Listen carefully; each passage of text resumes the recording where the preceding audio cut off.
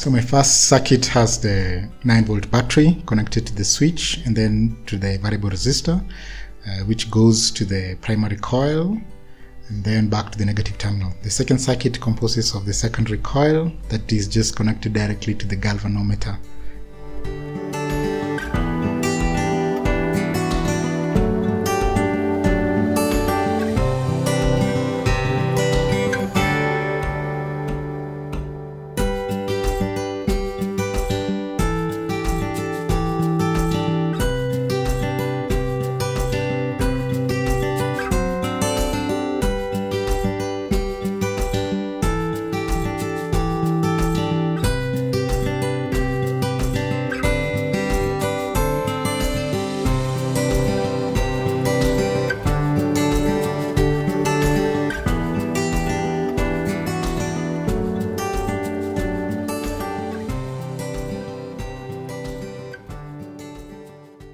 So we are going to close the switch and observe a deflection on the pointer of the galvanometer.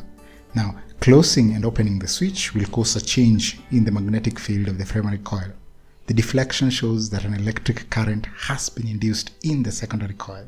Good. Now, let us delve deeper into what's happening to our primary coil that is connected to the 9-volt battery.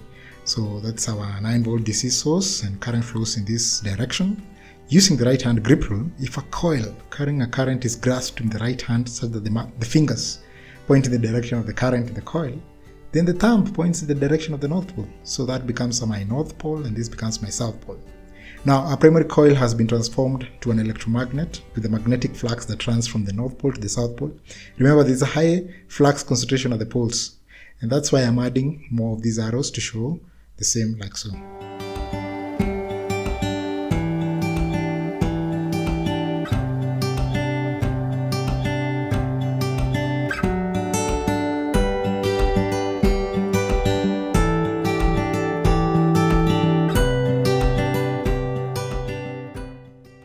Now, I want us to explore Faraday's first law and Lenz's law in tandem. In this setup, the galvanometer detects the current that's induced in the secondary coil. So, when I close the switch that supplies power to the primary coil, current is induced in the secondary coil and the pointer moves to the right first, as you've seen. If I interchange the terminals, the reverse happens. Closing the switch only causes the pointer to move to the left first. Let's confirm if it moves to the left. And yes, it does move to the left when the switch is closed, and to the right when it's opened. Now let's simplify this demonstration much further. So in this case, I have a coil connected to a galvanometer for the purpose of identifying the magnitude and direction of the induced current. So with me is a bar magnet, and as you can see, a changing magnetic field induces a current in the coil, hence the deflection on the galvanometer. Take note of the direction of deflection on the galvanometer's pointer when I pass the magnet in and out of the coil.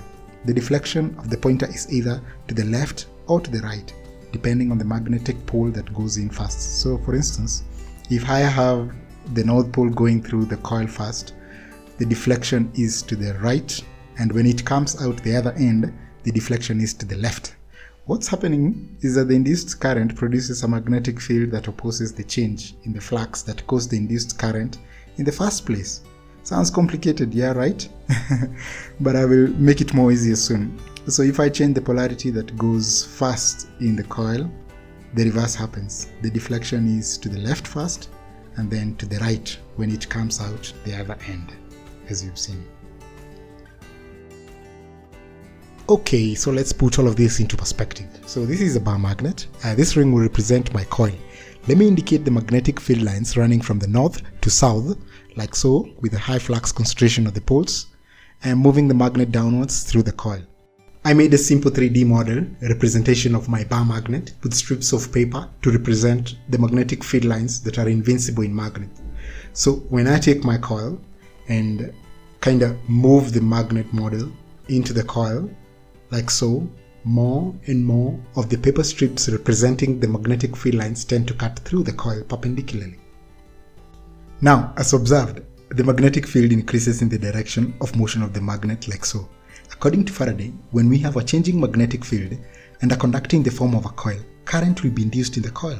Lenz comes in and says that the induced current in the coil will create a magnetic field which will oppose the change in the initial magnetic field that caused the induced current in the first place. And we can see that the initial magnetic field is the one marked with blue arrows emerging from the bar magnet. So our new magnetic field will be increasing in the opposite direction of the bar magnet, like so. So let us use the right hand grip rule to help determine the direction of the induced current. So if I make a grip motion, okay, with the thumb pointing in the same direction as the new magnetic field marked B field in red, then my fingers will curl pointing in the direction of the induced convectional current, like so. And as you can see, the direction of the induced current is anti-clockwise. And I'm going to indicate that with these arrows, just like that.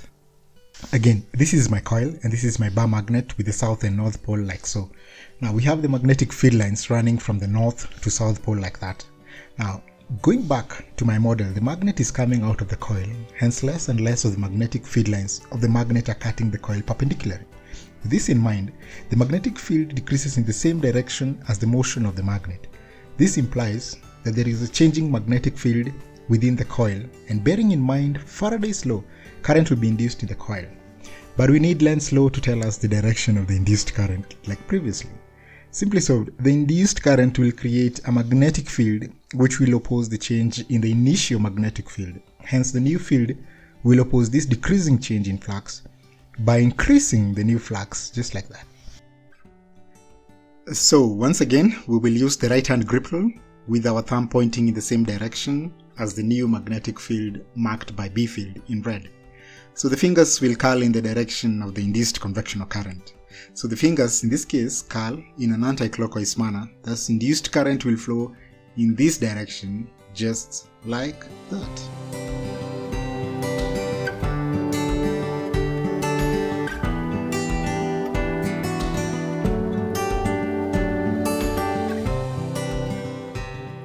To summarize some of these factors, case 1, using strong neodymium magnets, if I increase the speed at which the magnets go in and out of the coil, the more the deflection of the galvanometer, indicating an increasing induced current. Now, case 2, this was my initial primary and secondary circuit.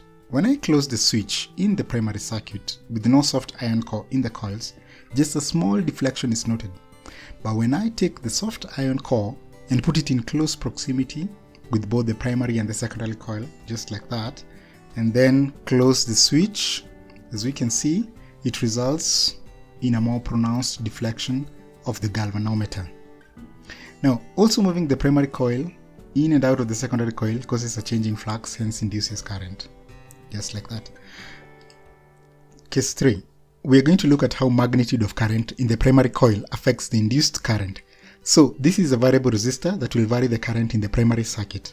Its initial position is at minimum resistance, and I'm going to set the slider at halfway and see the effect of having the current, and as you can see, there's just a slight deflection. Let me set it at max resistance position, and closing the switch shows a tiny deflection. Now setting the slider at minimum resistance position and closing the switch results in a more pronounced deflection. Thank you for watching. Remember to subscribe to this channel and click the notification bell for more videos, and see you on the next video. Bye.